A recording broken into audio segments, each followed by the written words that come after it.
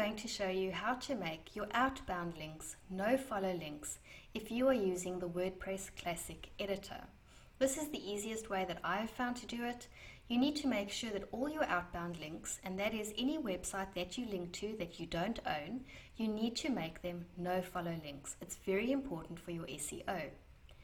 So let's say you are writing a blog post. As you insert a link, you need to make sure that you edit it. Let's edit that. And you need to check that box which says Open Link in a new tab. Let's update that.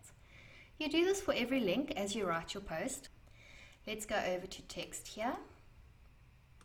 And let's type in Control F. Now we have a search bar.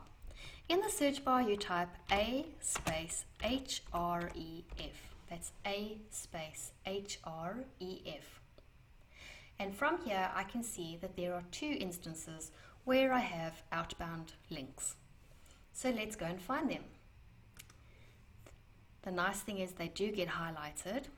So I can see here, there's my google.com. I don't own it, so I'm going to come here just before no opener. Let's see if we can make this bigger.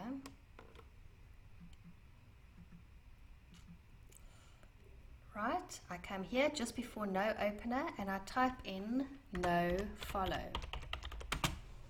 Right, it went over there, NoFollow space no opener. And we've just made it a no-follow link. Let's go to the next one. Here's the next one, no opener. Let's go right in there just after the inverted commas and let's say no follow space. And there you have it. We can close up here. We can go back to our visual. You'll see that nothing has changed. It still looks the same. And you can just update or publish your post with your new no-follow links.